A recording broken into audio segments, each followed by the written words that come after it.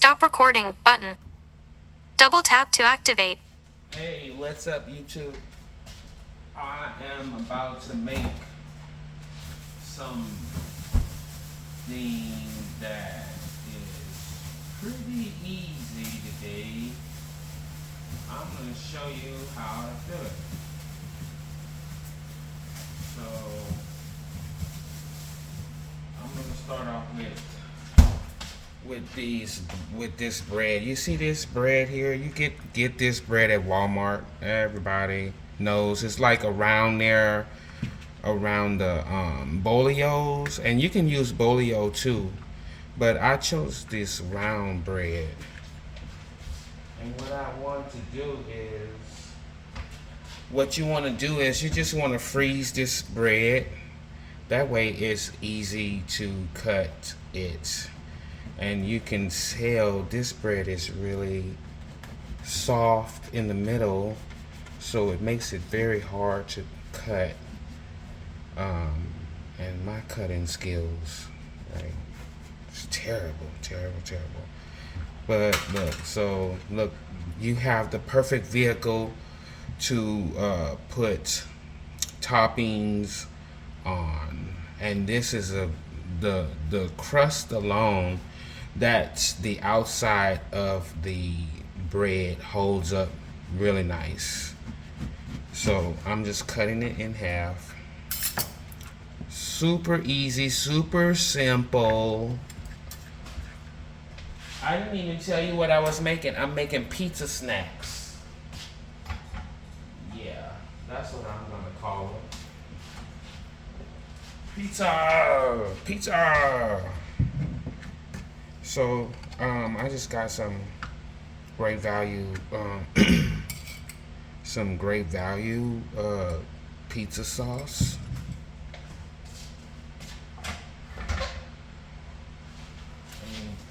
You want to use a pizza sauce, but you could use a pasta marinara. I think pizza sauce does taste like pizza, so I'll just put it on my tray here, and this is like part of the uh, microwave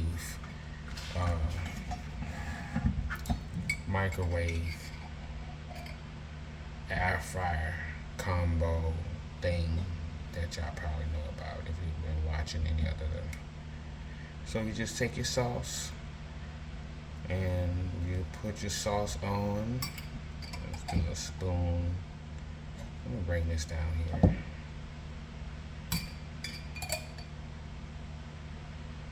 And get your sauce all on there, on your vehicle. It's your vehicle for your pizza sauce. So easy. Y'all already know, if you've ever made pizza at home, this is a great snack. You know, your kids can do this. You know, come home from school, make your pizza. Have all of the stuff ready for them.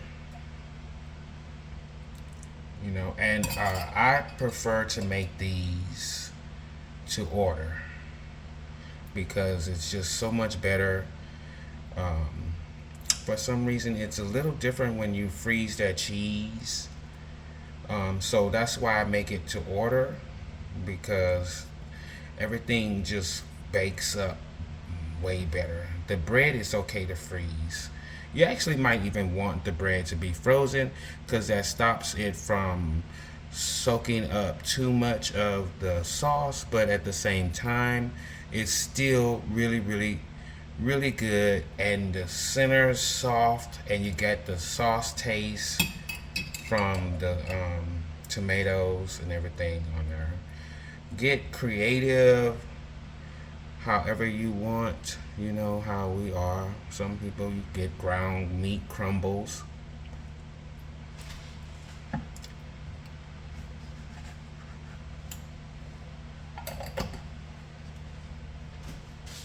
And you have peppers, onions, and all of that. good stuff. Next comes the cheese. So you put sauce, then you put cheese. So I got this mozzarella. But you can use whatever kind of cheese you want. I think mozzarella is going to give it that cheesy mozzarella pull. And you will get that because this is going to bake up really nice. I'm just put a good amount on each. This ain't no different from those lunchables, but I think this is better. This is more of a grown-up lunchable type kind of feeling. We make our own pizza. This is so good. So we put some cheese. And look, I got four pizza snacks out of just 2 of those breads. So the bread is like 33 cents each. And this is some great value mozzarella cheese. So it was $1.98. The pizza sauce was a great value too, at $1.50. So you can see where I've come up with a really good snack to make. Just make sure I get the cheese all over that thing. Okay. Then we get the pepperonis. The pepperonis could be a little expensive, although there is a brand out there that's just $1.98. The great value version comes in $1.50 cheaper than Hormel pepperonis. They're $5.40. So the great value pepperonis are $3.98. And these great value pepperonis taste really good. They're comparable to the Hormel pepperonis. And I like to put 4 pepperonis on each of my little round things here. I like the way the grease from these pepperonis is going to melt down. It's going to melt down onto. See, now I'm missing a. Did y'all just see me put a pepperoni on here? Okay, well, you're gonna get a pepperoni, another one. I could have swore I just put 4 pepperonis on that thing. Ooh, I took too many out the pack. So there, bam. See, boom, and you know, just don't get too carried away. Y'all know when you make burritos at home and tacos, y'all want to be like the fast food places and stuff, but you put like way too much. We get carried away, right? Because we know what we want. And you make a taco at home and you have a whole bunch of meat. You can't even put no lettuce or nothing else on that thing. Then put so much meat. Do I have pepperonis on here? Y'all, what's going on? This pepperonis. There's one. Is that 2? Take another one here. There. So I'll put that back in here. Get it almost seal itself back up. So there we got cheese and pepperoni and the sauce, and this is gonna go right into my air fryer. I don't know what version of air fryer you have. Look at how much food I can put in my air fryer because it's a microwave too. Put it right there on the tray. And what I like about this one is that it has a turntable, so it turns. So here we go. One air fryer. And I'm gonna do 7 minutes.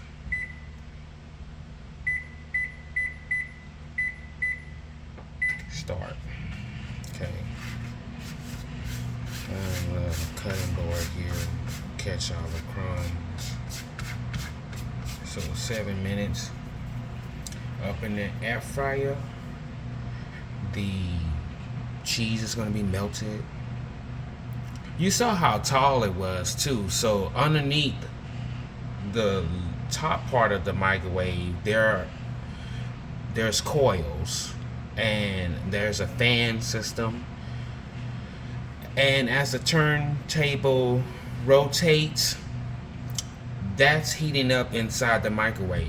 You can't put metal inside of a microwave, but somehow they got that to work. And I was like, wow, that's crazy.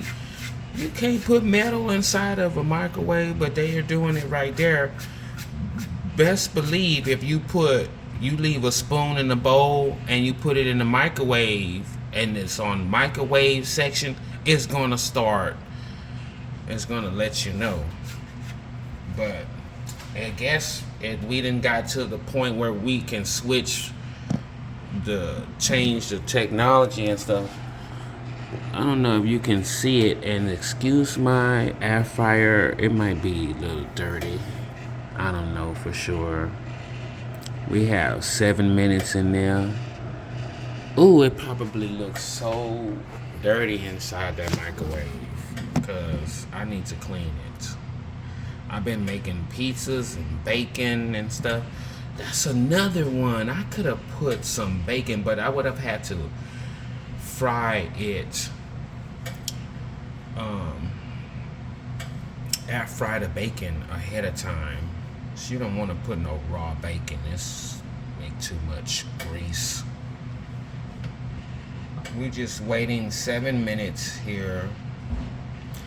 So this is supposed to be a snack, but you can see that's like dinner. That's a dinner.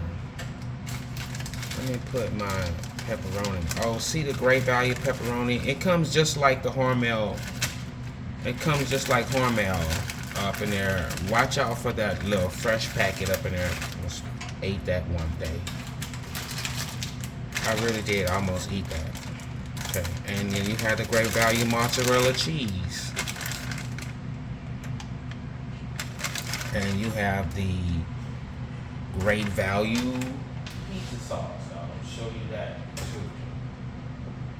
So here's the great value pizza sauce. It's good that it's this size because you don't really use this pizza sauce like that. No, you don't want to have a large amount of pizza sauce that you're gonna not use. So it's gonna go back in the refrigerator.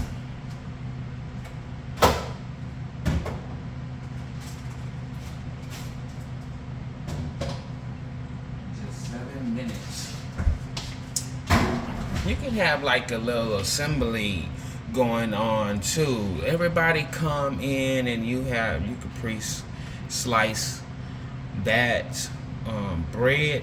I forgot what that bread is called. Another one is ciabatta. I was about to get the ciabatta bread, and you can use clearance bread, because at Walmart they have this section that they have clearance bread. You'll find a whole bunch of like French breads on there, donuts, pastries that are going on clearance that are just about to not, I wouldn't say expire, but they're at their best by date. So that's different from expiring. They're good as long as there's no mold. You don't see any mold on there. And the ciabatta breads, you only get 6 of them. They wasn't as thick. They were kind of thin. So I was worried about using those. Ciabatta is a lot firmer. And it wasn't big enough for me. So it was just it's like that square bread. What else have I done? I've done on a sliced bread. I've done a sliced bread before. That wasn't that good. Sliced bread. You really want to watch out, because for some reason a sliced bread it doesn't work good. Right now, I'm smelling those pepperonis are really frying up on top of um, that mozzarella, and they're dripping the grease from those pepperonis are coming um, down onto the cheese, and they hit the bread on the edges and toast it up like as if someone were to butter them up and toast them. So good. Oh my god. Get you like all your favorite toppings, some olives, like I said, bell peppers, onions. I was gonna make, here's a good one. I was gonna make a Cajun pizza snack, and I had some crawfish tails, and I was going to put those on there, but I was gonna also put some kettle chips. So there's these Cajun kettle chips, so good, man. I love those chips. They're made by Lay's.